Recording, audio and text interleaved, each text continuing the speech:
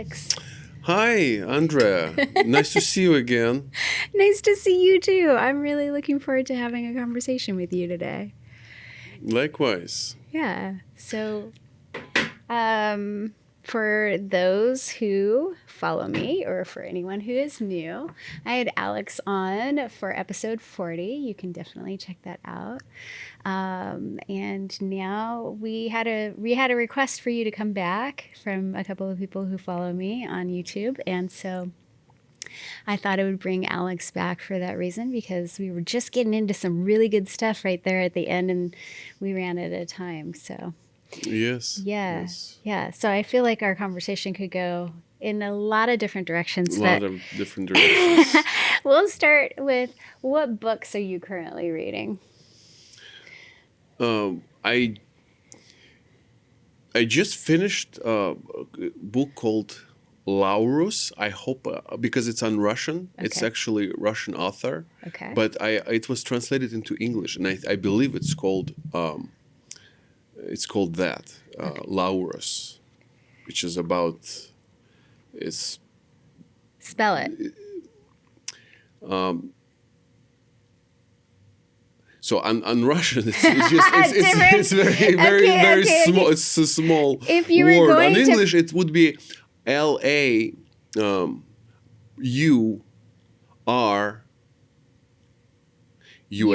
US. Yeah, Could it something be? like that. It could be a little bit different. It's a leaf. Those. It's a leaf. Love on Russian, it's lover, which is it's a leaf like that you add like a spice, but also it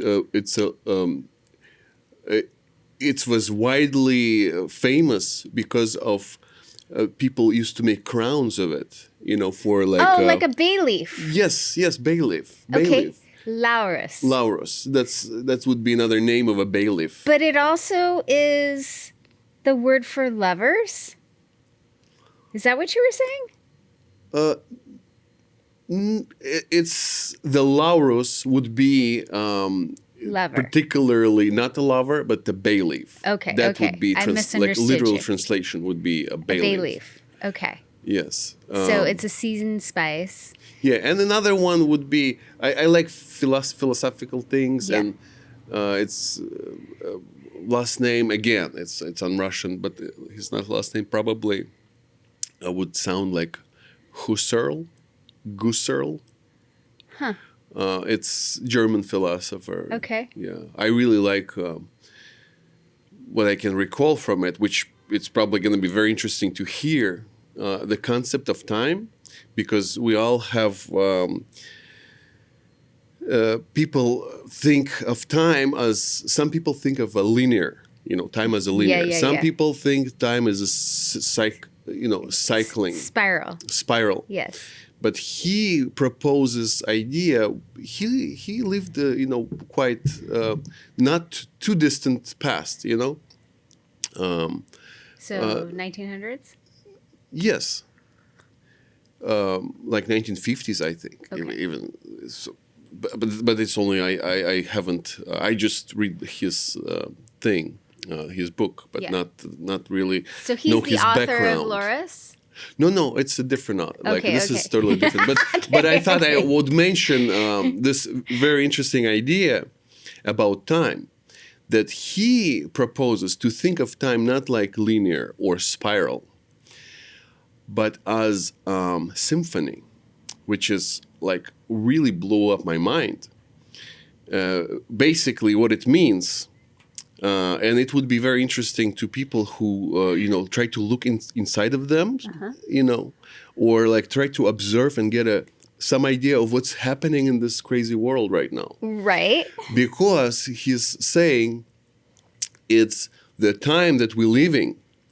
If you think of, musical composition and history, whatever passed behind us, it had a certain music to it. Mm-hmm. Like this, the whole history before us, it was playing the certain notes. Yes. And a certain tone. Yes, certain tone, exactly. Yes. So, and future, which is unknown to anybody, but except if you know what sounds was playing before, in the past, and if you can figure out your tone at this very moment, like what. So he well, I would say it in my words, it's people who achieve some big things in this world right now. It's those that actually consciously or unconsciously taking the right notes for this moment. But it's, we all have slim chance to get like randomly get the right notes, like for some people. So we have to look in the past. And the problem here is because everything moves so fast, everything that happened a week ago, it's too old. Yep. Like we want to know like what happened right now, Yeah. like this second. Yeah. But everything that's happening now, well, I guess I'm moving on to this conclusion of my own of this. We moving on. Like to reaction, because there's some action and cause and effect. So we're living in effects of what happened yesterday or past years. Yeah, we're constantly reactionary. Yes, we're reactionary, and we even try to think about war going on in Ukraine or other parts of the world, or even in the politic world. We try to figure out what happens now, but we have to look back, and the further we can look back, the more sense it would make. But unfortunately, we only learn, we taught right now, programmed to think only this minute, like what happens now, and it doesn't make any sense. So that's what. So is that what Laurus was about? Or no. Laurus is about. It's very tragic. It's it's big. It's big, as a story of a person that he was. It's happening in in the medieval Russia. Okay. And he's teaching, adapting profession of his grandpa. Being doctor. So it's just interesting, how in the beginning, especially when the author talks about certain roots of certain plants, it's just interesting. We kind of fell away from this. This kind of gives us a fresh look at what was happening, medicine back then. Even that, Yeah. But of course, there are many more things besides. It's not completely about medicine. So did he remind you of the author that you were speaking of before because of his style of writing, or because of the content of the book? No. It's because of my brother. He said, Laurus, because he knows I only read philosophy, but I don't read anything except philosophy or religious texts. Okay. And he's like, you have to read this book, and we have to talk about it. So I went and bought the book, and what did you think of it? It's really good book. Yes. But I'm a bad judge because, like I said, I don't read just nothing except fundamental things. And so what does that make you a bad judge? Yeah, bad judge, because if I would read fiction, if I would read enough of those type of books, I could say, okay, this is better than that. But I don't, and so I don't know what to compare it to. So I really was excited. No comparison, just Alex. It's did really you good. Like it? I did. I loved it. Yes, and it's kind of structured where you want to read it again. Because of some things that you might have missed the first time. You go across, and especially at the end, and maybe for those who already read it, it makes more sense. It's kind of book exactly to discuss when somebody would, it's interesting because I stumbled upon some things that made a discover, for myself in the book, but it's hard to, talk about it unless there's people. You've read the book. Yes. Yes, I get that. So, question for you. What does the bay leaf have to do with the story? It was his name. He had, throughout the story, he had several names. And Laurus, that's one of his 5 names. Okay. That throughout his life, it was certain obstacles he was going through, and during different times of his life, he was He would called be this Laurus. or that, Okay. and he named himself Laurus, so he would not be recognized as a famous doctor. He was going down like into I don't know the right word, but it would be similar to homelessness, except holy homelessness. You know, Okay. like Yeah, those yeah, crazies yeah. for the God.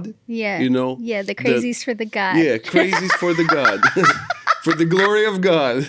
Yeah. Okay. You know what I mean? Those type of people. Yes, those types of people. Yeah, that would be like recent stuff. But yes, I do like technical. You know, Yes. as I'm Do kind you of ever technical. read books in English? I want to. I have several. I actually purchased them for the reason because I read them on Russian and I want to read them on English To because see the difference. not to see the difference, to practice because I can't explain myself good in English. Well, some things I can't, like technical things with like daily things, but Yeah. when we talk about like even philosophy or Philosophy. religion, I don't have enough vocabulary. That's why I got those, but never got to it on English. Unfortunately, I will do that. I will do that. There's time. Have to plan it, you know, meditate on it the right way, and get to it. Do you meditate? I do. Yeah, I do. How often? It's see the meditation.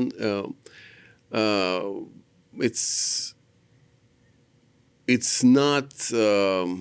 So for Christian man, as I am, you know, Yes. whenever I say meditation, it would be like other Christians would like, what is he talking about? But actually, it's a state of mind where you. So there are ideas of past Christianity that if you look at them, like to modern Christian, I don't know if I mentioned it last time, but for modern Christian, it would be something unacceptable. If you look in ancient Christianity, where they would, for example, a practice of bringing your mind into your heart. Did I tell you about this? Yeah. No, we didn't talk about We didn't this. talk. But So there is practice of bringing mind into your heart. yes, that's a great practice. Yes, and the thing is, so whenever they So staying out of your ego and staying in your heart. but they would always say, first of all, they would not disclose this information like, oh, to everybody. Teach me how to pray, how to bring mind into the heart. They would say, get lost. You know, they would not disclose. And But who is they? they, Holy Father, Okay. ancient, Okay. ancient, Okay. like first several centuries. Okay. But whoever said about, like, would give advice, okay, you have to do this, but never under any circumstances go below your belly button. So, and for people who don't meditate, people think they do, but you know, whenever I mention this, that you do not go below belly button, like how? But when you actually practice it, you feel it that your mind actually want to go right below it. You know, like whenever you into this meditation stage, and I'm repeating myself. It's Christian practice. It's not Vedical. Even, but I think it would be, you know, it would make sense. People who practice it, they would agree that it's so easy to go below the belly button, but it's so much prohibited because people go into false ideas. And my own discovery about this is Leviathan. Yeah, Leviathan is so he is king of all pride. Mm-hmm. So of all prideness, he is a king of all things that are, you know, prideful. Mm-hmm. He's against, you know, he's opposite of God, like his not enemy, but you know, they're not. He's like Lucifer. Incompatible, like Lucifer, but and it could be partial. Maybe not a fallen angel in the same story, but Yes, but he was representative, similar. But he is created creature. See, and well, we can, think that Lucifer was also created creature, but the Leviathan, and he have, like, in my opinion, he have a wife, Leviathan, which doesn't mention anywhere except in a couple places in the text you find word Raham, or Rahab, or Rajab, or Rahab, Rehab. It could be Raav, or B, okay, or Rahab. Okay. So that could be. It's also meaning Rahab. pridefulness. But see, because Leviathan is a creature, and God made everything by pairs. Like, so there's pair for everything, and so it feels like Leviathan's wife or partner is the Rahab. The crazy part is, I don't know how come this is, because this is my own discovery about Leviathan, that it's in the text you can find that his powers of Leviathan, he like dwells on gold, for example. He lives on the gold, so he's like. Isn't he a serpent? He's, well, what you can kind of have idea. He's like a serpent, but he's like a dragon would be more of like a dragon. more of a dragon. Okay.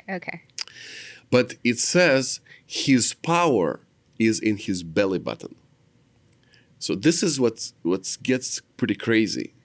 His power of Leviathan is in the belly button. And for some strange reason, ancient Christians talk about meditation, but do not go anywhere below the belly button. So you're seeing the connection there. There is, well, in my opinion, it's a fun world. We can have our own, structures, but beliefs, in order to explain something for myself. It's not that I want to convince you to believe me, but to have explanation, like to some things to make sense. Yeah. And so what happens if you go below your belly button? Okay, that's what happens.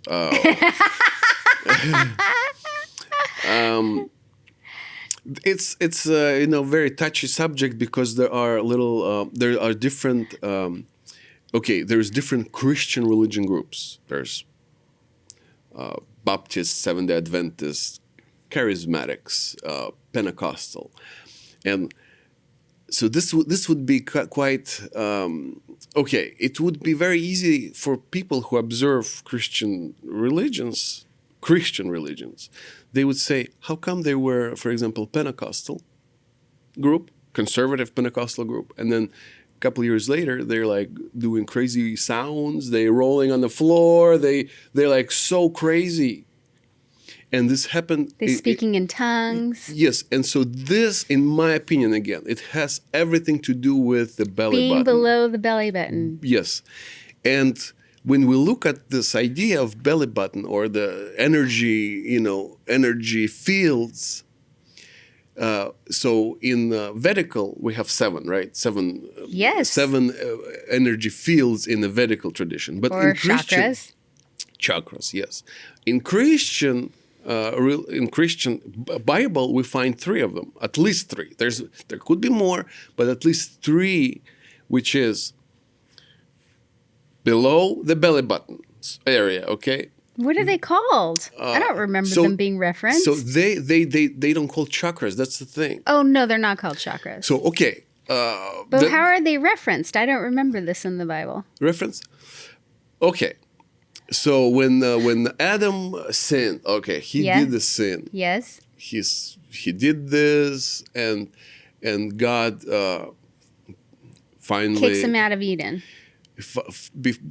So and he basically gives them kind of judgment and says, okay, because you did this is what's going to happen. But what he tells to the serpent, it's actually it's connecting everything together right here. What he gives to the serpent, and he says, if you look on a literal translation, it would say, you're going to be walking on your belly. Mm-hmm. You're going to be walking on your belly and eat dust of the earth. But what it actually says, which is not what I just mentioned, it's not a wrong translation, but what it says, you're going to be walking on your lower part. And of course, if I would be translating it, you would be walking on your lower part of a serpent. What is it? Belly. Yeah. Right? It makes sense. Mm-hmm. But it says lower part. It doesn't say belly. And so the walking on the lower part, it actually represents this lower chakra that serpent is I should say a person, for example, a person whose lower chakra is activated and he's moving throughout his life on his lower chakra. He only knows about lust, greed, sex, all immoral, immoral things. They are coming from the lower chakra. Everything, all the bad stuff. And if you actually look from a little bit away from Bible, stay away from Bible and look at the whole thing, all the commandments, that's what it says. Do not live according to your lower chakra. That's pretty much it. So anything, any commandment you take, it would say the lower part, and this is where circumcision comes. And so when I said this idea to my Jewish friend, he was shocked and he said, I never heard this interpretation, but it makes total sense. Where they would take a lower part of the body and cut it off. And so it's like a sign that I don't want to live with the serpent, with the ideas of serpent. I'm cutting my lower part off. I'm only going to be living, above my belly button. I want to concentrate whole my life on upper part of my body, including heart, chakra, and head. It's like a crown place. Crown chakra. Yeah. So I'm kind of... That also makes me think about different countries who do female circumcision. This is disgusting topic. Yes. Well, I mean, I don't want to get totally into that, but I'm just saying it ties into that, right? That makes a lot more sense if it were to make sense for the ideology. Especially if I'm not saying that I condone it. I'm saying that I could see the connection there. And you're right. Yes. And the thing is... that's an evil, bad, wrong part that we need to cut off. From our perspective, yes. But what you're mentioning, it's really, really very right for the moment, because it says, Jesus says that circumcision, it's not from Abraham, but from the fathers. It means one thing, that Abraham didn't invent circumcision, but why are we accepting it as invention of Abraham or Jewish tradition? So it only shows that somebody before had this idea, before Abraham, that, ritually removing lower part, dedicating himself to the higher, to God, higher part. Mm-hmm.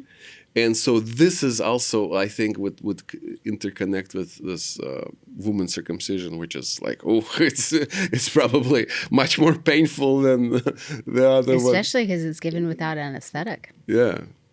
So yes, but this is that's actually looking back where things began. We're doing this right now. Mm-hmm.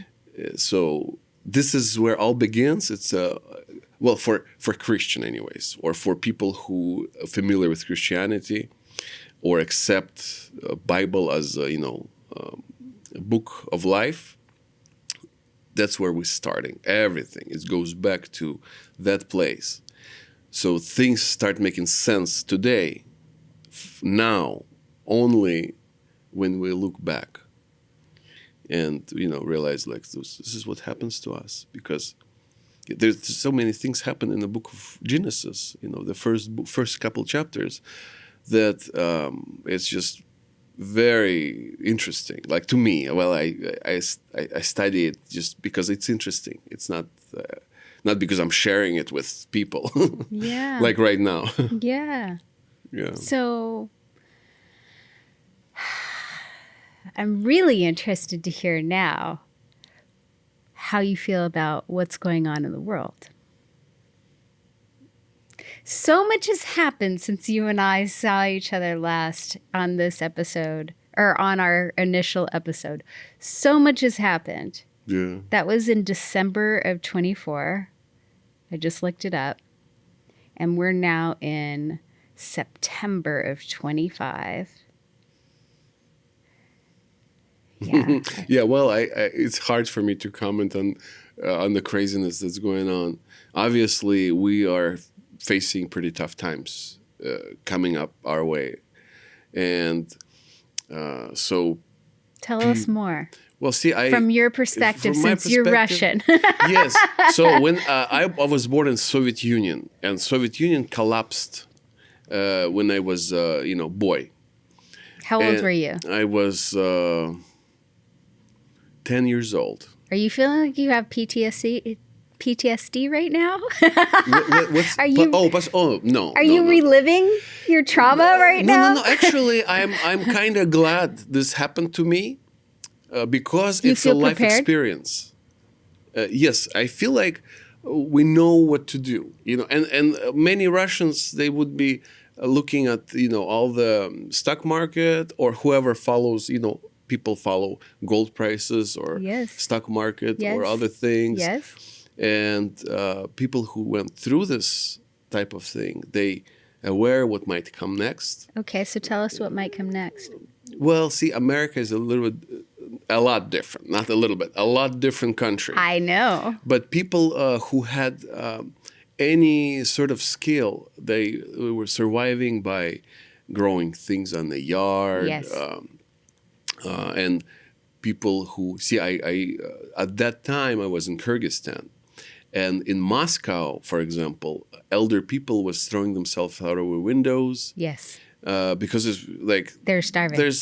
yes, Yeah. they could not Survive the circumstances. It's really tough times. But Yeah. in Kyrgyzstan, people always had cows, and like one cow would equal like you're not ever hungry because you have butter, you have Milk. you have sauerkraut, you have everything. Yeah.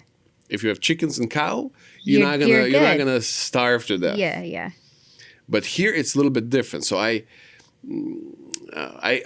thought about to analyze this situation and compare that. I never got to it, even though I see it's going on, something gonna come up, but I'm too lazy to analyze. I don't know. Just going with what it is.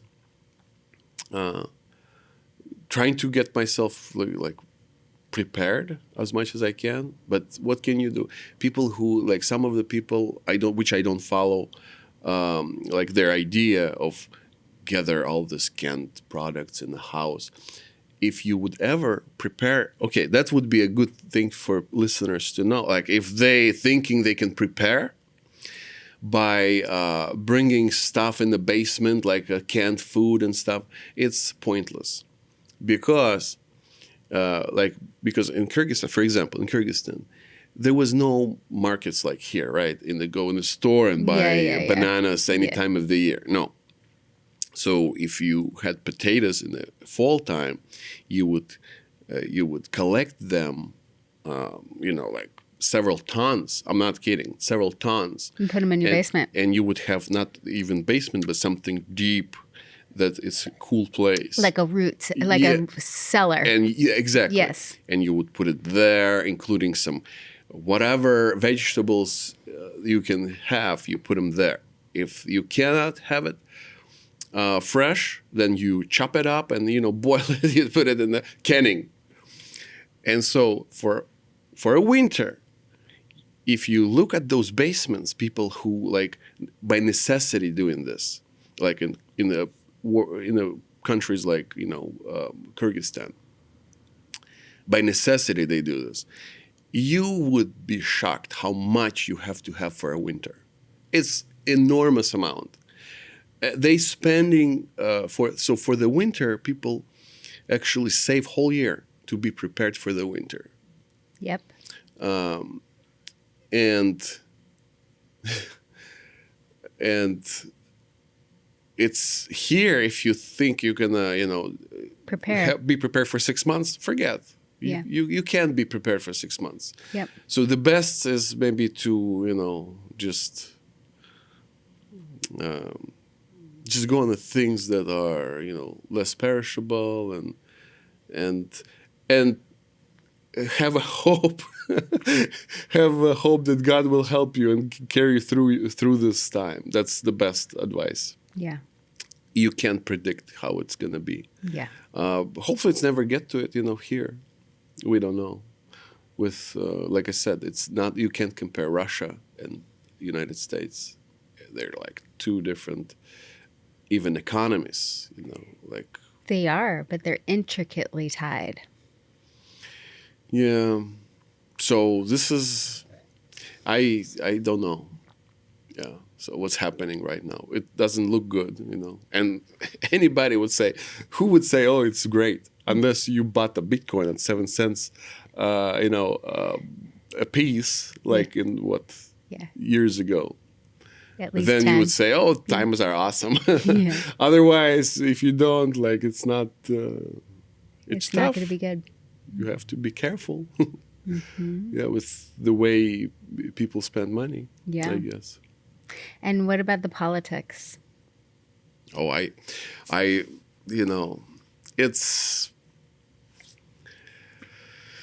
it's really tough for me to talk about politics. I don't trust any, it feels really awkward, for me, because we read in the Bible that, it's every ruler is from God, placed there by God.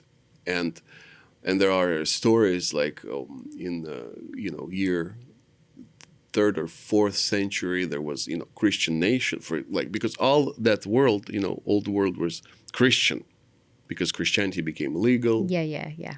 And I can't recall names, but there was a new ruler that started persecute Christians in Russia. No, it's probably was. In Europe, Greece or Rome, that part of the world. Okay. I can't recall. It was a different empire. Okay. During the Roman And Empire. I can't recall which region, but I clearly remember this story, that this ruler started to persecute Christians like really much. And so one guy that was, very faithful Christian, pretty much holy man, was praying to God, asking why this happened to us. Like, why this happened to us? And he was praying and praying and praying until in the morning, early in the morning, he hears clearly voice. I was looking for a worst one, but I couldn't find one. So that's what God told him. So that God was looking for somebody even worse than that leader. But he found only this one. There's no worse than him. But he was looking for a worse one. So it means that at a certain point, that's, by the way, times where Christians were accepting Islam. Like, not because Islam came after way later. But that's the reason, because many Syrian countries, in Syrian cities, because Christians were especially priests were like, it's only one religion, they were corrupt. They become corrupt, and people were struggling. They saw this is what they asking of us, and they don't do this thing. So when the Muhammad was starting to have his movement, then Christians, not everyone was just under pressure from sword to accept Islam. Many of them accepted it just because their priests got corrupt, and they just got fed up with it. So a similar thing happened during this story, what I'm telling you. And he realizes that Christians got too comfortable, and God didn't like that. and he decided to find somebody to shake him up, but he was looking for even worse, somebody worse, but he couldn't find anybody worse than that particular ruler. Do you feel like God is trying to shake us up? Yes, of course. Oh, absolutely. Have you seen a cartoon? It's Hercules. You mean the Disney one? Disney Hercules. Yes. You know where this is what, to me it feels like, because see God, I feel like that's my opinion. I'm not saying it's true. God acting really differently with different people, you know. Yeah. But he would say, None of us really know. yes. Yeah. But he would request from somebody, for example, even Job, that poor guy that actually Book of Job describes the Leviathan. Yeah. That's the only book that gives the description. Anyway, Job is poor guy that have all these problems came up on him, and God tell him, brace yourself, or put the belt on you, stand up, and I'm going to be talking to you. So he's there whining in his pile of misery, yes. And God says, stand up, put the belt on, brace. So stand up, and it's have a specific name, a biblical term. It's not a belt. It has actually that's covering. It's like a belt, identical, but it's have a different name biblically. Okay. He says, stand up, and I will be talking to you. So it feels like God, he's requesting me, like some stupid little person, to be wise enough to answer to him. So that's what I don't understand. How come he's always requesting of me being adult, I don't get it. Seriously, I don't get it. How come he knows we humans, we have just a little knowledge of things, because, for example, there is several different layers of the, we have a mineral world, stones, and so on. Rocks, geology. Yeah, then we have a green, which is flora and fauna. Yes, exactly. And then the next one would be world of animal world, kingdom. Yep. Mm-hmm. And then we go above it. Yes. But if you think of yourself as a cabbage, I do think of myself as a cabbage. yeah, and me too. So guess this is a good one, because we can observe this, because we are a little bit higher hierarchy. We can observe what's going on below. Yes. So if I'm a cabbage and the goat come up to me and start ripping my leaves off, so I would not comprehend what's going on. What's happening? He leaves going away. So see the big difference between goat and cabbage. Yes. So same difference between human and God. Goat. Oh. And God. Yeah, human and goat, God, yes. Yeah. Yes, it would be higher. But from us to godly, God or heavenly creatures, we're like a same step. Yeah. But he's requesting me to understand him, to talk to him as an adult, which I know he's requesting, but I don't know why. How can you request child to do this and that? Giving chores that impossible for a child. Right? I love your perspective. Yeah, well, and so in that movie, in that cartoon, Hercules, yeah, he met his father Zeus, and he tells him he done all of these killings of all the monsters and stuff, and he's like, Dad, I did this and this and this, I show so much power. And he said, I can't recall, but he said, well, this is not enough for you to become God. So do something else. And he goes away, where he's pissed off, the Hercules pissed off, because he have no idea what else he can do. Yeah. He conquered all these creatures. It wasn't enough. Yeah, and Zeus tell him it's not enough. Like you have to do, and then past time he becomes this like weak. He gave up his powers, right? He's becoming this weak person, Hercules, and then he does something I can't remember what, but at this stage of his like where he's broke, he's weak, he's nothing. He does something that actually gives him ability to become God, like only then, like something happens during not the stage where he's powerful, but the stage of where he's like miserable. Yes. The humility. Yes. This very bottom. That's why. Yes, well, you could say that would be living in your heart. What's that? That would be more living in your heart, wouldn't it? Yeah, so this is, he did something, yes, from the heart. And this is how he like becomes God. He can choose now if he wants to become a god or he wants to stay with this girl, whatever. But this is that's the idea there, where like God asking some impossible task, and when you say, is God giving us this tough time? Yes, he wants to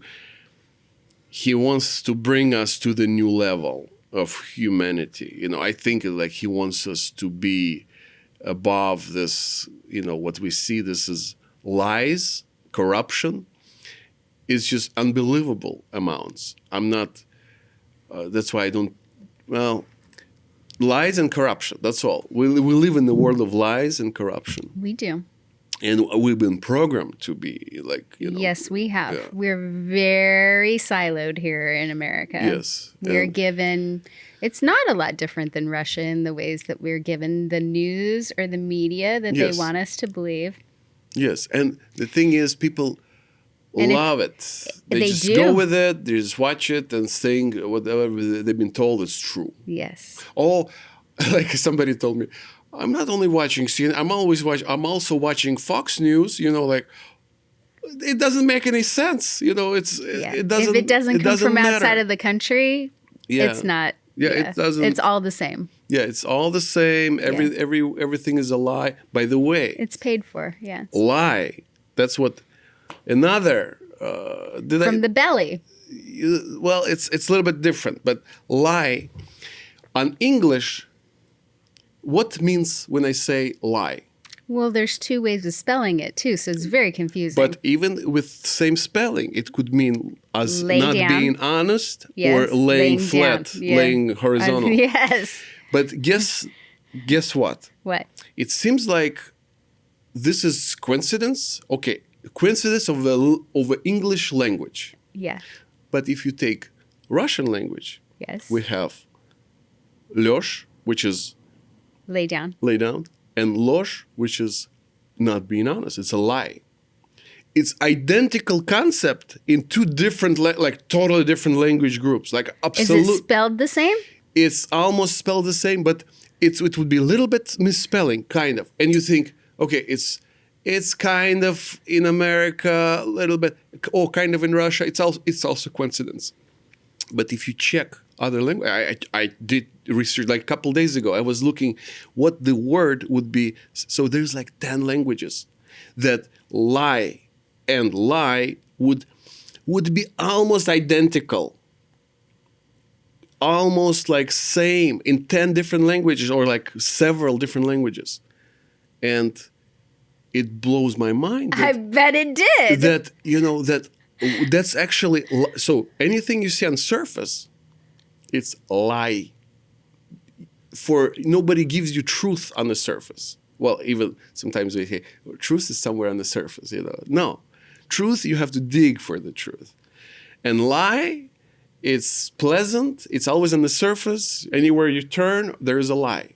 You open any channel, if it's on surface, if this information is on surface, it's BS. It's not trustworthy, from any news. It doesn't matter who they are. It's that or that. Everybody have agenda. That's all, and they give you their lies. Yeah.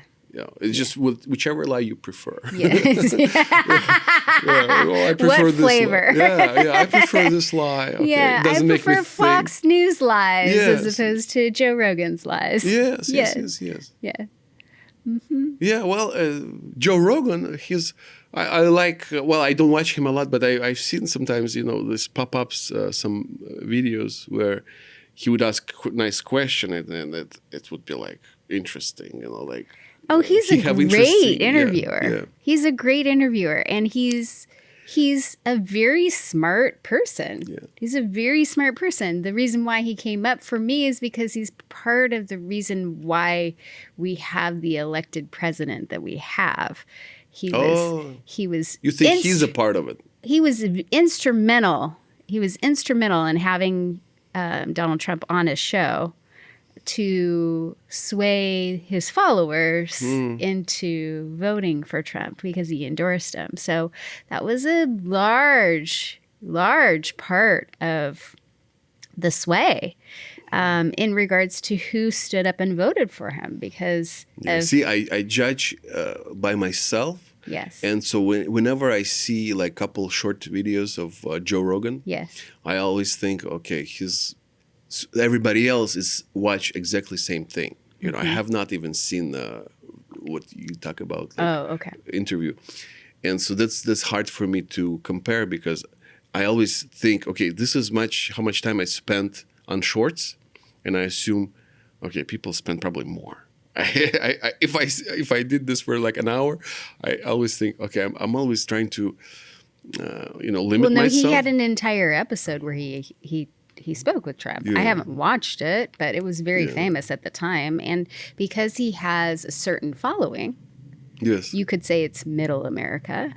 You could say it's primarily men who are very disgruntled with how the world was at the time. yes. So he had the right circumstances with a lot of people who were unhappy with how things were. See, that's the thing.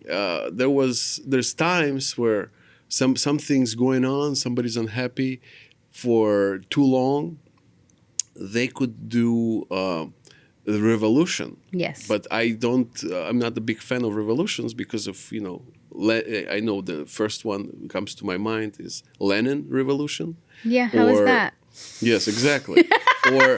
or French Revolution, which is, Yeah, that was also not so rivers great. of blood, Yeah. and then what happens? I think we came up with the guillotine at the time. Yeah. Yeah. But at the end, this I should not be corrupt group laughing. of people takes power anyway. So like, who's going to be leading us? Who's going to be the leader of any movement?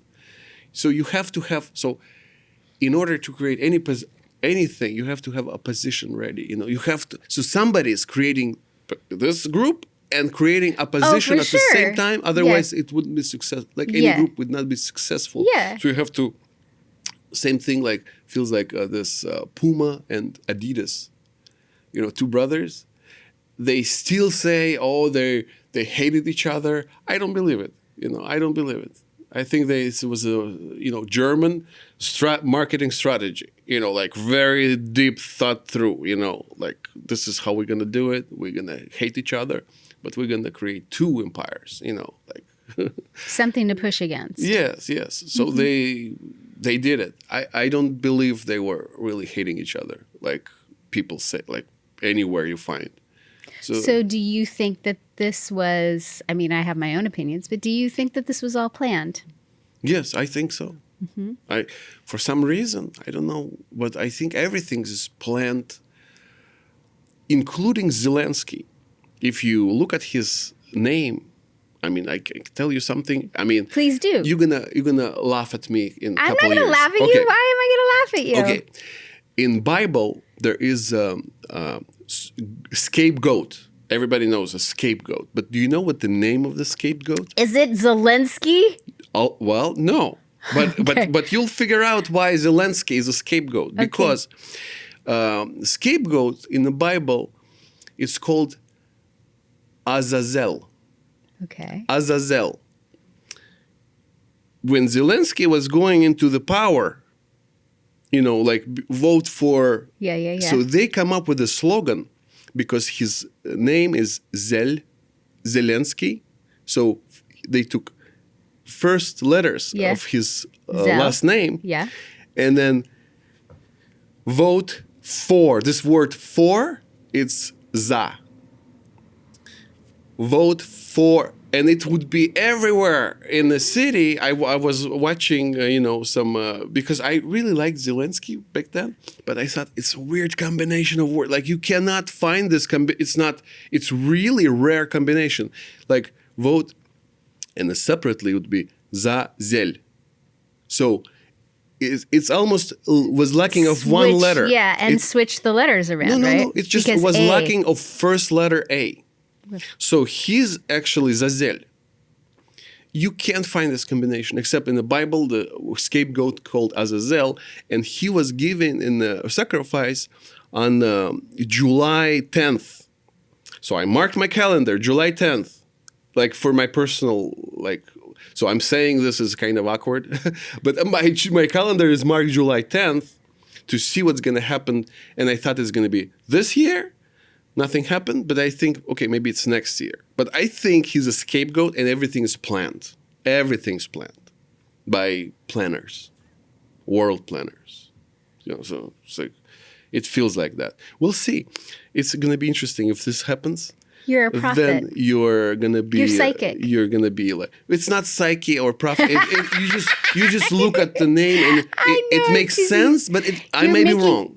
You could be wrong. Yeah, I could be totally wrong. But also you could be right. And the fact that you see signs and synchronicities in religious texts in the past, if you're able to make connections from a higher place, I don't see anything wrong with that. I see connections all the time that make sense only to me. Yes. Until then, I explain it to someone else and they're like, oh, yes, I see that too. Yes, signs, it's... Yes.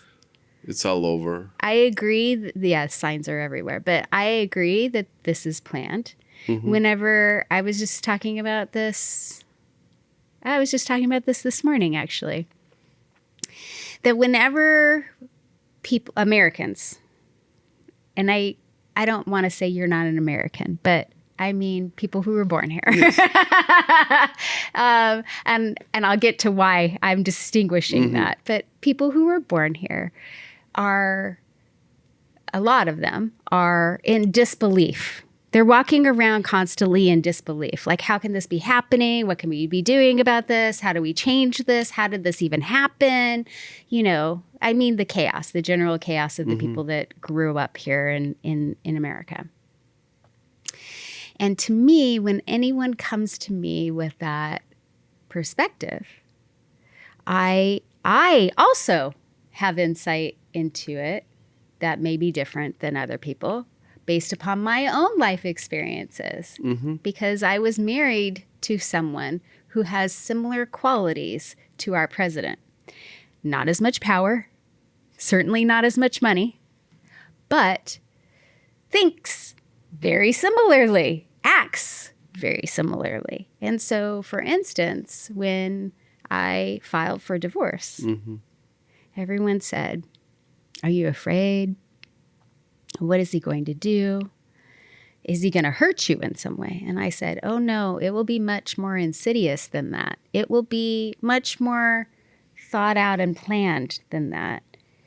He's been planning for this way before I filed for divorce. And if I look back, he probably started planning the first time I filed for divorce, which was all the way back in 2013 and 14. And because I didn't go through with it, I think he was completely prepared for it to happen again at some point. And because of that, he was always one step ahead of me in the divorce process. Always one step ahead, way more power, way more financial control. And so when I look at what is happening with our government right now, it just feels oddly similar. Yes, and see, okay, I'm gonna say some things that, some things I try to keep to myself. Okay, because you can think say- it's America. It's yes, it is. It is America. It is Okay. America. Okay. But we That's why I like yeah. talking to you, because you There- have other perspectives. there so are keep things going. that that we don't want to talk about out loud. Sure. There's always and this is one of those things that well, I already said that people just take whatever they been given and they think it's true. This is truth. This is or that truth. true. But in reality, when mortgage crisis, okay, 2007, 7 and 8. Mm-hmm. I lost a piece of land. I just purchased, and I thought I'm going to be building house, my first ever house. This was nice place. Anyway, I lost it because everything just went to, we know what happened. But before that, about 15 years, and then I You heard. lost it completely, or did you have to sell it? Or Yeah, I put it on market and I sold it, but I lost all my money. down payment. Yeah. Like that I gave down payment like Yeah. 25,000 back Yeah. then. But it's only land. Yeah. So it was big. But before then, somebody told me in 80s there was similar situation, which Yep. I was not here, of course, Yeah. for 80s. Yeah.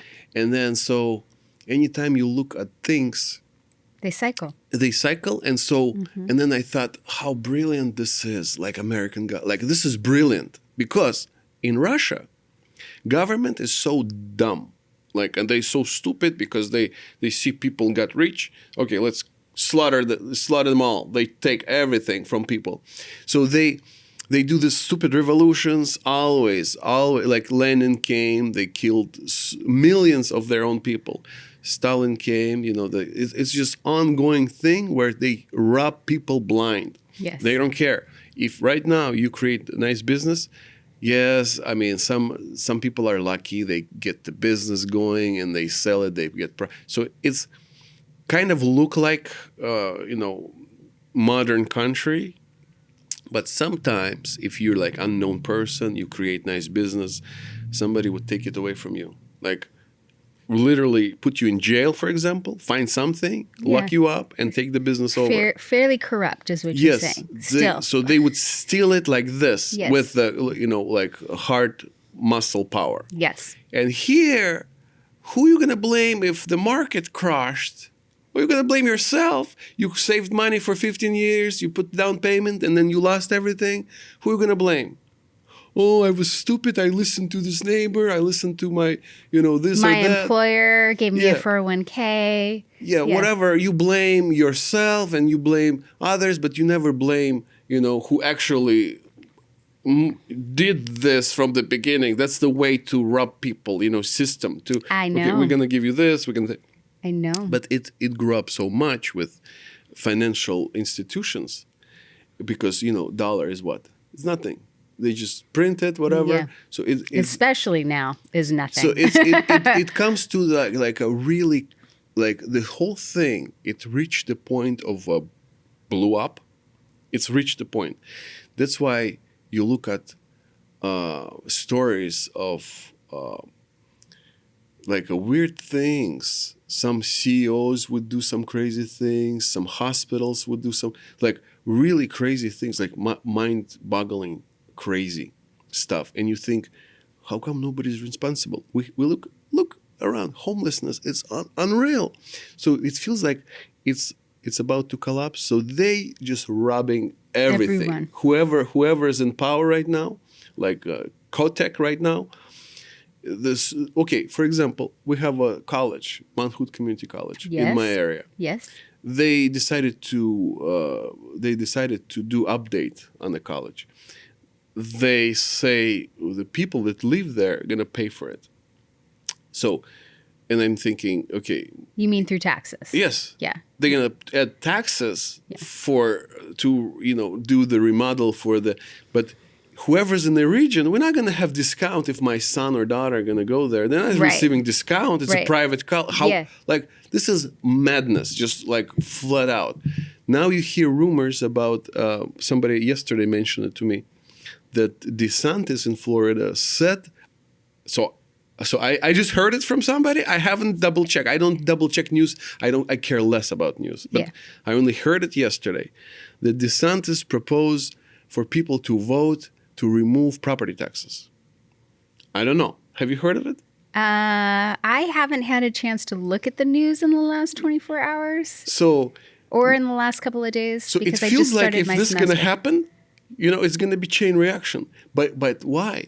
Because somebody was robbing population for decades and decades and decades, and now population is pretty much robbed. They're pretty much homeless without future. And now they finally are doing some things like, oh, we could simply vote for this. I can't believe it. No, they were holding the line, this whoever, create the situation until the last moment, which is right now. They're going to remove taxes now. It's going to be feeling like, oh, we won. Finally, we won something. But in reality, they've been robbing people for decades. Well, I'm kind of don't want to go into it. Okay. It feels like, because it feels like people don't talk about, I don't know, maybe there are people talk about this. Oh, I yeah, don't know. people talk about this. Yeah, I don't feel comfortable.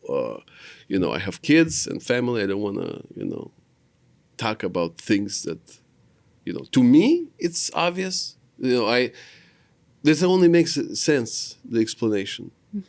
That only explanation makes sense. It doesn't make sense if it's, like consequences, like, oh, it's just happened like this, happened like that. Everything just planned, and that's what we going through. I agree. And we're going to win, like whoever going to win, but majority. And they say, we won. We're not going to win. Yeah, but people will say, regardless, you will feel like you won something. I don't think so. I don't think that's the end goal. Maybe not. I don't think with this administration that's the end goal. There were a lot of promises made at the beginning of this administration that none have come true. So I would just say that I think that a lot of promises were made in order for this particular person to get placed in a place of power so that their agenda and the people that they work with could basically dismantle democracy and rebuild this country in a way that profits the people that are at the top. Yeah, but see, it's I want to go back to what I was saying and say one more time that I have no clue, to be honest, about political things. I rarely think about political things. They don't bother me as much because I feel like everything's planned. Or even if it's not planned, God is in control. That's what I think. God is above all the planners. There are planners. I believe there are planners who planning things that we never heard of them. We never knew about them, but they are planners. But above them, it's God in control. So whatever happens, I feel like this is, it's God above everything, in control. Even if it's bad to bring us to the next level, to bring humanity. For sure. I feel like going back to the Bible, if we're going to stick with that theme, we are at end times. We're at the dismantling process. It's the darkest before the dawn. It is the part where we are in a place of completely dismantling everything that we knew so that we can rebuild something in its place. What is the question? Yeah, we will rebuild, right? Because the earth is unsustainable in the trajectory that we were headed. And when you say that you feel that God was shaking us awake, I agree with you, because the direction we were headed, or could still be headed, was not sustainable for everybody living here. It's just not sustainable. Politics aside, we don't need to talk about presidency. I'm just saying. Regarding sustainability, in the last book of Bible, it talks about armies. So I took calculator once upon a time. because I was interested in the numbers. There are like astronomical numbers. So the Battle of Armageddon. Okay, there are so many people involved in the battle, and it only means two things. It could be either we're like so underpopulated in the earth, we are like 1% what we're supposed to be on the earth here. That's Because interesting. if you look at any army, Chinese army, Russian, American army, there would be at the most maybe 1.3% of population would be involved in the, as a part of the army. At the most 1.3. Even during like World War I and World War II, is that the statistics? So the active 1 to 3% of the population. 1 to 1.5. Oh, 1 to 1. Not even 2. Not even 2%. Wow. And if you look at the number of the army in the Armageddon battle, it's a crazy number. We're supposed to be like 100 times more population. I can't recall. I just came to my mind. I did calculation. I don't have it with me. It was just some other ideas. But it means only two things. Either we are so underpopulated and the battle is for the future, and so there's so whatever they talk about, like, the earth is not enough, and it's all, just talk. It's real lie to us. They lie to us about how overpopulated earth is, and how we can't do it's just the same people that robbing us. Are telling us also that we're overpopulated here? Yes, because they just want to rob us. They want to have their companies fishing. They want their companies drilling. They want only whoever they choose to be next oligarch. They actually just want to choose who lives and who dies. Yes, and then they control this. Let's be honest. Yeah, they control everything. Yes. But see, if we have natural gas, for example, in Troutdale, where I live, we have natural gas right from the ground. How come people have no say? Like, okay, forget about me. But there were people that born in Troutdale. Yes. I'm a foreigner. I came. I lived there. But people who was born there, how come they don't have free? Who's taking somebody's stealing their gas? Yep. They live there. They're supposed to have benefit of naturally born in Troutdale, and they discovered natural gas. Owning property, even if they weren't born there. Or even that, owning property in Troutdale, you should have a free gas. Yes. Or somebody's drilling for oil, they're supposed to have free gas. Yeah. They okay, maybe not. I'm not. I'm not. What's it called? Accountant. I don't know. Yeah. But something they should have some sort of benefit for living there. Yes. I see some what sort you're of saying. benefit. And so these companies, they tell us, it's not sustainable. Now they want to, they getting the fresh water. They was telling, there's not going to be enough fresh water. And if you look at Multnomah Falls, okay, it's spring. It's a spring. Yeah. It's been falling for thousands of years. You just think about how many cubic tons of every water. Single day falling from the Multnomah Falls. Right. This would be sufficient for whole United States. Like, to me, I don't know. I'm not. For all of the United States might be an exaggeration. Well, I definitely don't think so. for Portland. It's day and night. It's day and night nonstop for thousands of years. Definitely for Portland. And they telling us not enough fresh water. But it's not only one waterfall in America, right? It does get smaller. It does get drier. Yeah, because it's goes into land and no, I mean at certain times of the year. Certain times of the year, yes, of course. It is much fuller right after the snow melt. Yes. Yeah, there's way more water up there. But so they telling us it's not enough. Come on, I don't buy it. That's how they say it. I don't buy it. I think there is plenty of things. God created everything. Even Jesus came to he was invited for a wedding. He created how many gallons of wine? Like 5. Well, liters would be like half a ton of wine for a small group of people. He did. So he created everything. Like, look at the ocean, like so much abundance of everything. You look there, it's just like abundance of ideas. that Creator gave us. Like, look into infinity inside, to infinity outside. There is just mind, and we have not enough water. Come on. So that's what they make us think. Oh, there's not enough of this or that, but in reality, we just ship, for them, and they just don't want us to have any powers. Like some people say, oh, women don't have enough. Yes, it's very convenient for them to say women don't have rights, and men, let's make them fight between men and women who have less rights. But in reality, both men and women are robbed of their real rights. Like we are robbed from our rights of the human beings. So it's like they make us like all women would be protesting men. So it's the same old story where everybody's disagree with everybody on this community level. But it's pointless because everything in their hands. Like they brainwash people day and night. People believe. So somebody will hear me and say, yeah, I am agree. That's why we fight. But in reality, anybody would agree with me for a second. That's it. And then say, no, men are oppressed, or this state is oppressed. Go back to the same thing.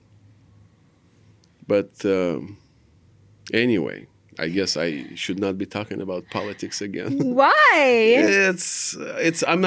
I don't know enough That's to okay. talk about it. I'm not an economist either. Yeah. Yeah. I'm not asking for you to debate but who is a great president or the history of our presidents of the United States of America. But you are giving me opinion, or anyone who's listening and watching, an opinion about lots of things. That's why I asked you. You've given us opinions about religious texts too that could be right or could not be right. And religious texts, it's simple to me because there are many questions. People say, "Oh, Bible was rewritten many times," but what's the point of rereading if you don't know what it's talk about? For example, Leviathan, we talk about it until you actually have supernatural revelation about certain object, or you read about. It doesn't make sense. So whoever was controlling, like they say, oh, that's Catholic monks were controlling the information. They were rereading Bible, and they would be doing this or that. But you do agree that men wrote it, and men are not perfect. Yes, but men with the Holy, either are women. That's not a cut on men. I'm just saying, you do realize that a human being wrote it, and so they are not going to get the story exactly perfectly right. No. But in a little bit, yes. But in the other hand, anybody who's new in the faith, they would receive this information. The book was written by God through His prophets by Holy Spirit. Yeah, they channeled the information. And it makes sense because when you read Bible, like any page you open, and then you flip few pages more, like 1,000 years past, and it's really awkwardly feels this same in spirit, like same character. Like it would be differently written. Yes, Isaiah very different from books of Psalms, yes. from 5 books of Moses, like very different. Yes. But when you read it, you feel the same energy. It's like unbelievable. Well, it was essentially written around the same time too, and we just talked about how music evolves and changes depending on where humanity is. So that symphony is going to change throughout time, right? So the Bible encapsulates, no matter who wrote it, it encapsulates a time period. It was written at a particular time in humanity's evolutionary consciousness. It wasn't written right now. If it was written right now, it would look very, very different, right? It would, even if we were channeling God and writing another book of the Bible. Well, they tried. They wrote a Urantia book. Have you heard of it? Yes. Urantia. Yes. Pretty crazy. Have you read it? Yes. Okay. It's Yeah, that's like some KGB agents in the basement reading too much of all the philosophical and religious books coming up with some new form of religion that Okay. feels like that. Okay. You know, like I haven't read it. I don't know anything about it. I've heard of it. That's yeah. all Well, know. I didn't read it fully, you know, Okay. just parts of it, but it was enough to just like Inform you. feel like, oh, Yeah. it's something's not right. But Bible have a revelation. That's what, in my opinion, the most important thing is when, like I said, you read about some Leviathan, and then you have this amazing, like in mind, like you receive this supernatural revelation. Oh, that's what it means. It does not necessarily. It's for you. It's true, and for other people, it makes sense too. You know, oh, this is what it means. So you're saying that in reviewing religious texts, what it does is it opens up your consciousness to understand the full depth of meaning through that religious text. Yes. And that is consistent between me and you, that we both understand it in the same ways. Yes. Yeah. And so it would not make sense to believe that ancient monks would try to change some text, like, for example, a text about Azazel, you know. It just doesn't make sense to, okay, let's change name Azazel to something else. Would it make sense? No. And even if they would change it, you know, it doesn't make sense to even change it, you know. If it doesn't make any sense, it doesn't have meaning for them, if they don't understand. Mm-hmm. The people who read it, you know, they wouldn't get the same benefit from yes, reading because it's only in generations people will have new revelation about this according to the time where they live. That's why Bible is so cool. Yeah, and so I don't mind whole world returning to the Bible. Seriously, it's like, it's good. Yeah? Yeah, well, in my opinion. Okay, okay. It's good. Yeah, it's going to be tough because there's so many other religions and it's going to be some conflict, but and yeah, it's anyway. I said probably too many things today. You're on a podcast episode. Yes, What are you yes, talking about? yes. Well, yeah. It's probably not what was said is enough to think about Okay. for now. Okay. So, in your opinion, that the world evolves more into Christian belief or Christianity would be useful at this time. Well, I just said this, but in reality, it's the Bible have a sad ending. Yes, it does. So it's not gonna really happen. And the ending or ending. Everybody falling in line with Christianity? No. Maybe it's gonna happen, falling in line. But it's not going to be real Christianity, because real message of Jesus was not, divide and conquer. It was totally opposite. It's to connect. Yes. He was always talking about mind soberness. Yes. So tell us more about this, because this entire conversation came from you meditating. So, and bringing the head into the heart. I should maybe say this. It's actually exactly what I was just saying right now, that the drunk mind and sober mind, that's what I believe, what Jesus said. I mean, I don't want to say, it's my opinion. I'm not saying it's about wine, or not wine, drunk mind and sober mind. Okay. But people who did research on the brain, the whole lives they spent, studying brain, they come up with this difference between sober mind and drunk mind. Sober mind or drunk mind, looking at any object, and the object is like a doubling. Yeah, double vision. Yes. On any object, the drunk mind looking at any object, and the vision is doubles. Uh-huh. And a sober mind, when looking at even two separate objects, it can put them together in the mind, like connect Combine them them. together. Yes.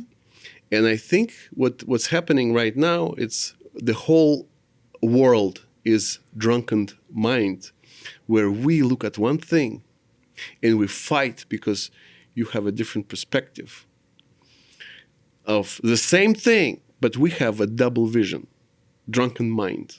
The whole world is like this. We fight over like nonsense, including religious ideas. Some of them is just not worth fighting. It's worth to grow into, understanding of what you have.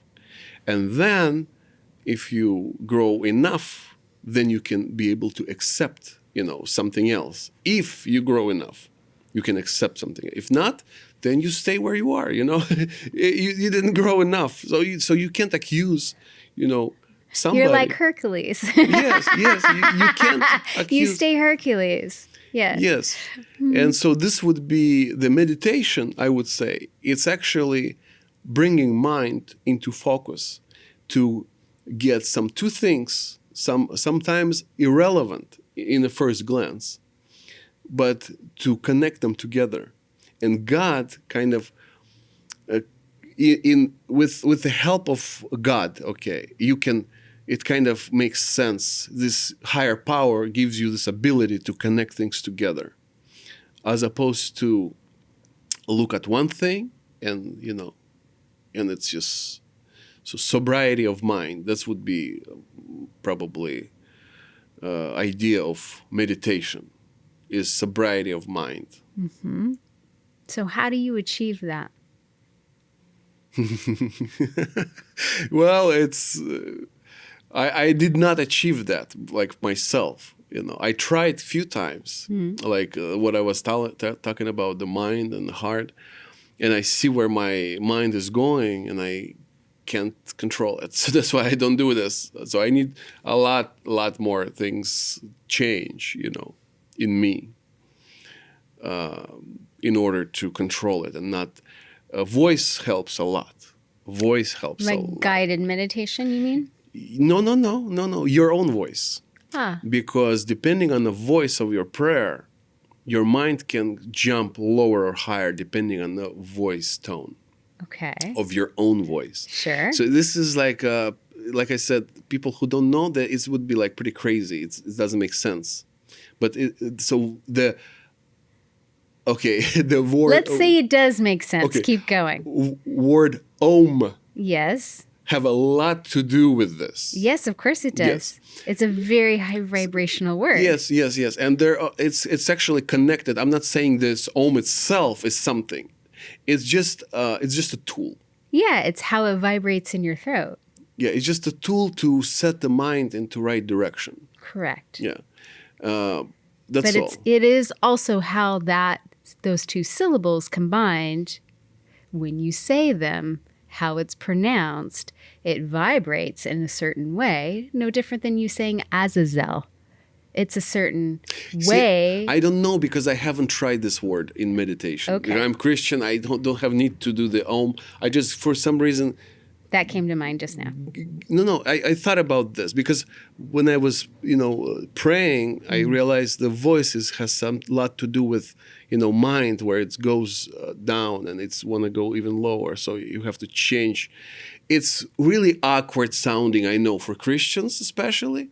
It's awkward sound because I'm talking about some things that, ancient Christians talk about. Yes. And modern Christianity have no clue about Yes. these things. Sure. And so I am like a little bit, would be like heretic right now, sounding like heretic, which It's a free country. Yeah, it is. You get to believe what you want to believe. So the problem is with these ideas, I would say this. I have to say it.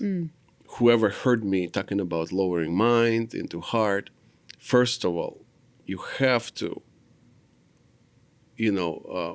people who want to practice it, you have to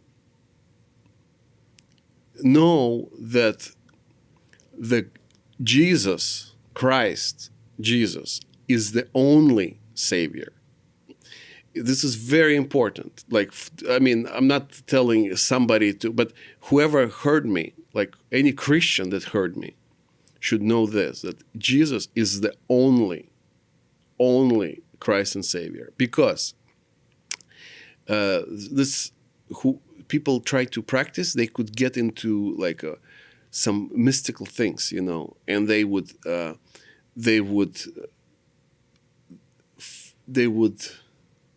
get lost. They could get lost. People get lost into, they all of a sudden believe in, you know, other things. They believe that Jesus is somebody else. So the mind can trick. So that's why I feel like Jesus is a good stone. If you don't stand on it, you can be washed away in your mind, and you can get to like shitty stuff, like becoming from Pentecostal, becoming charismatic sort of thing, you know, in one day, and from praising God to like screaming and rolling on the floor type of thing, you know.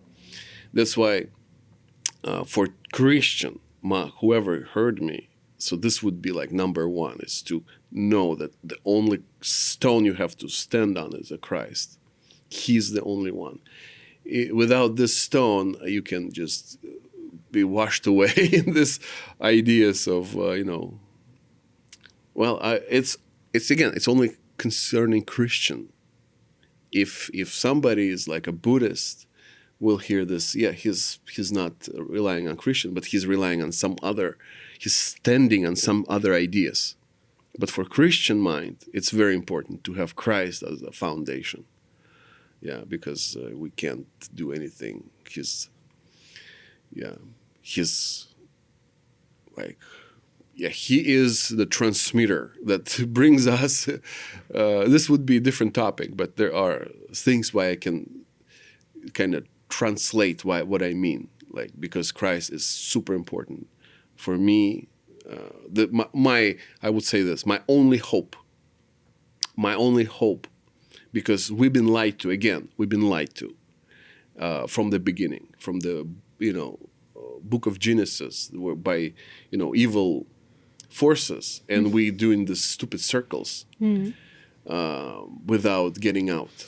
So we in the matrix sort of thing, you know, we've been trapped, and Jesus is the only possible way to get away from the trap that we're in. So would that be considered being saved? Yes. To go to the past, to go further, not to go into the, you know, ring of samsara kind of thing, you know, not going back. Not going back is a salvation, what I think. You know, going back is easy. Going back, everybody's. Whew, I'm touching things that are because see, I am Christian, but I will not be understood by Christians if I talk about these things right now. I haven't thought about how to say it properly. Okay. Where it can be, you know, more or less understood. I understand. But yes, so but you understand. I know you do, because of course yes. I do. So this would be the transmitter. I grew up in a Christian household. Yeah. But also you have different, you know, ideas about, you know, spirituality. Sure, I have different ideas around it because I've been exposed to more. Mm-hmm. Similar to you, I've studied other things. Mm-hmm. So I'm not saying that I don't believe in something larger than me. I just don't know that any of us have 100% guarantee on what we believe. I could be wrong. You could be wrong. Mm-hmm. Any of us could be wrong. The fact that a lot of people certainly believe in Christianity, or that Jesus was a living human being here on earth at one point, leads me to believe that absolutely was true at one point. Mm-hmm. Did it happen exactly like it happened in the Bible? I don't know. I'm Yes. honest in saying that in my child mind of the difference between me and God, Yes. I couldn't possibly comprehend Yes, all yes, of the yes, yes. mysteries of the universe. I just don't have that capability. Yes. So for me, it's not about believing what is true or what it isn't true. It's more like I've come to be curious. I'm curious. Yes. I'm in a place of curiosity. I feel like there's truth here and there's truth over here. And again, like you, it doesn't necessarily have to conflict. It could potentially have truths in both ideas. Yes. And the fact that Christians don't believe in a chakra system doesn't necessarily mean that that's any less true. Well, It just means they do. They just don't. refer to it as such. Yeah. For example, Solomon, actually, exactly what we were talking about. Solomon says, the way of a human is to go up, because hell, or like hell, is for those who goes down. Yes.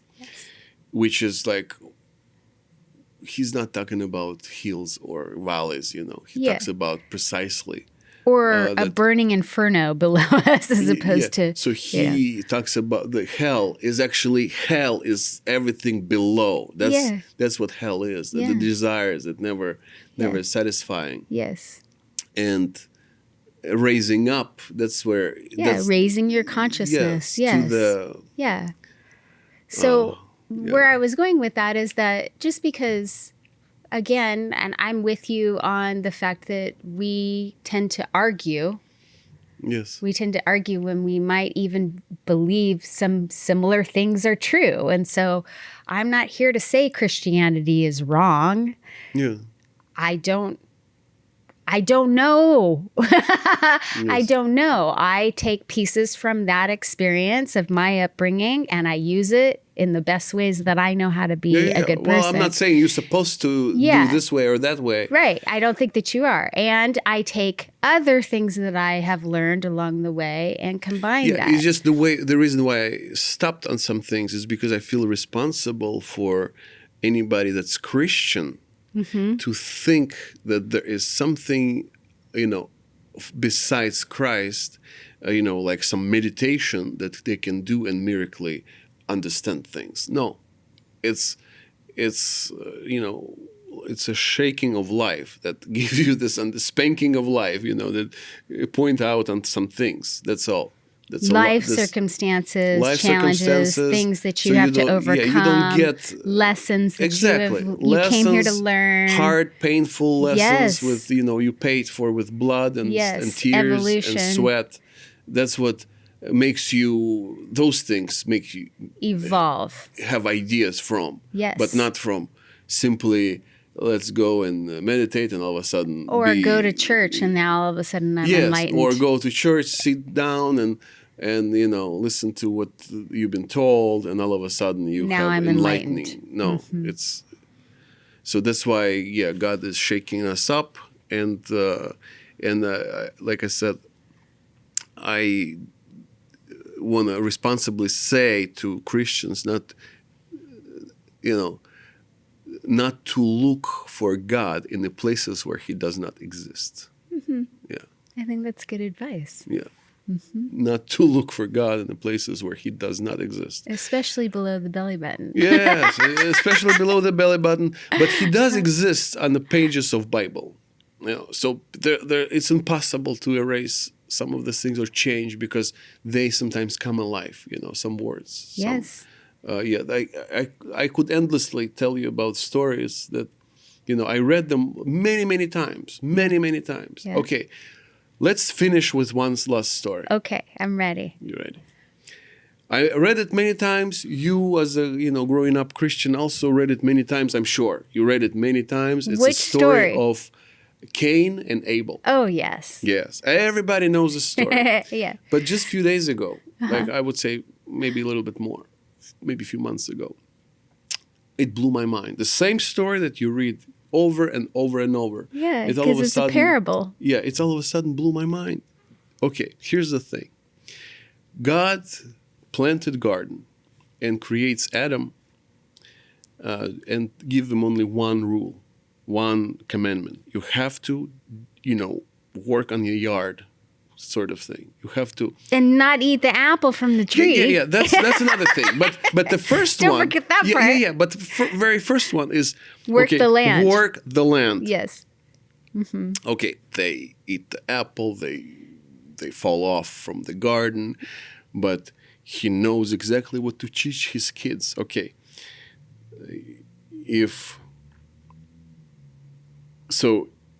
he have two sons, and he teaches both of them what?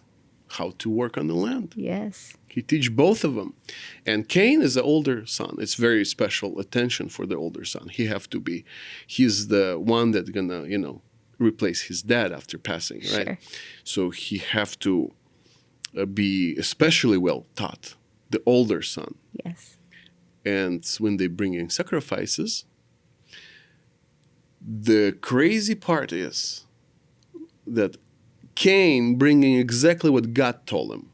God said, work on the land. Yeah. Do the fruit, prune the trees and, let them bear fruits. And this is my commandment. So Cain is obedient to God. Yep. And bringing fruits as a sacrifice.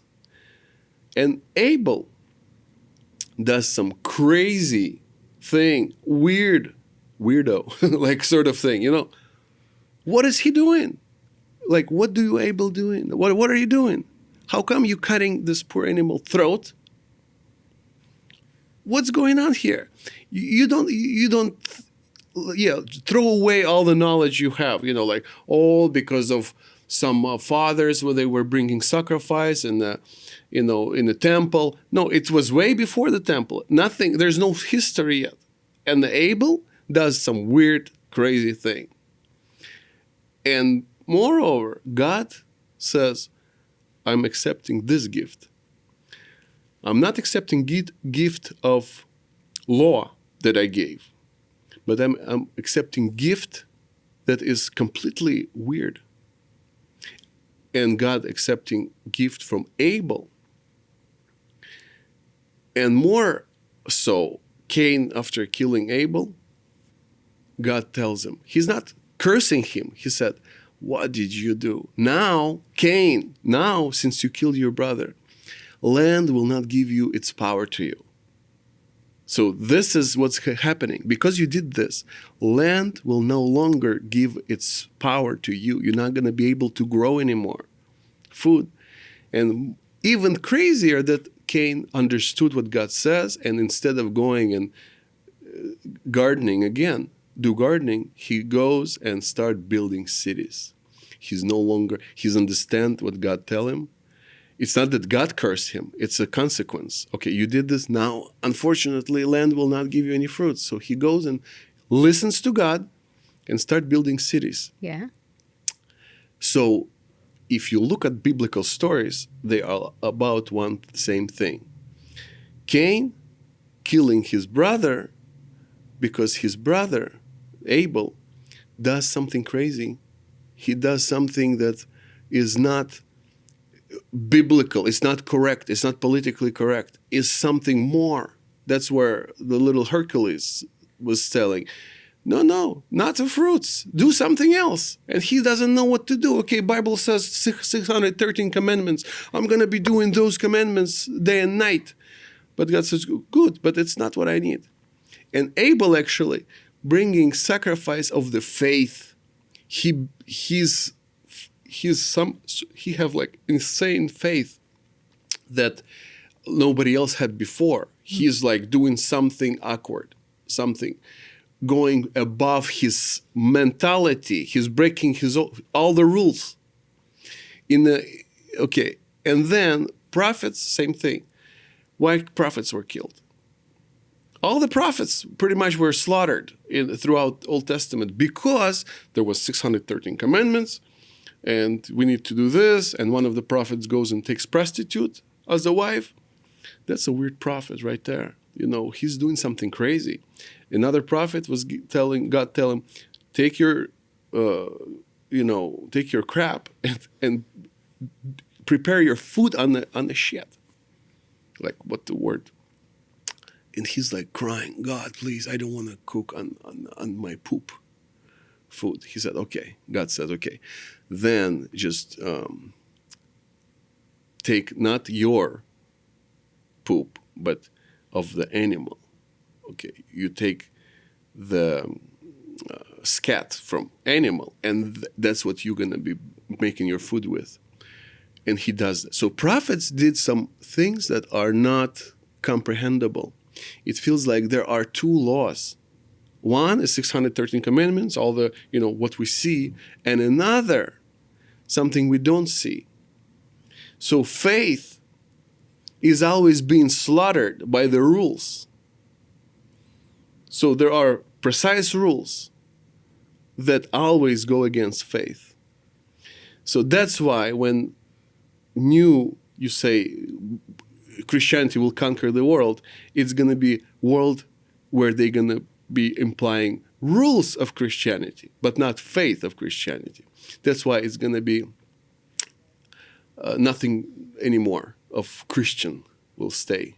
Because this is same thing, ChatGPT. It's going to give you beautiful, beautiful ideas about everything, poems, like endless information, but no faith. It just gives you this concrete ideas, one upon another, but only faith. That's what. No soul. Yes, and that's from the first days of Bible until today. We have the same thing. It's fight between faith in something and does something, like Icarus that built his wings. Like keep building. Somebody's keep building wings, and somebody's keep, breaking them. Somebody's, it's a law. You can't, you can't do this. You can't do this. That's what we have right now. So, amen. All right, well, we'll leave it at there. It's always interesting talking to you. I asked you 2 questions, and we talked for almost 2 hours. I really appreciate what you share. You are so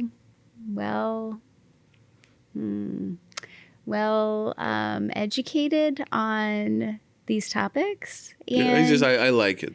And I really enjoy your perspective. And I think anyone listening or watching will as well, even if you are afraid of offending some people or it's worried about what you say or protecting certain aspects of what you think. And I get that. But I appreciate what you did share today. And thank you again for coming on and speaking so freely about your thoughts and your ideas, because I think it's important to have free speech and to share ideas and philosophies still. And I think that's very, very important going forward, that we continue to speak freely. Yes, and I promise to all the special services that I'm not going to be talking about politics anymore. This was once, and that's it. No more politics. Okay. All right. Thank you. Thank you. You're welcome.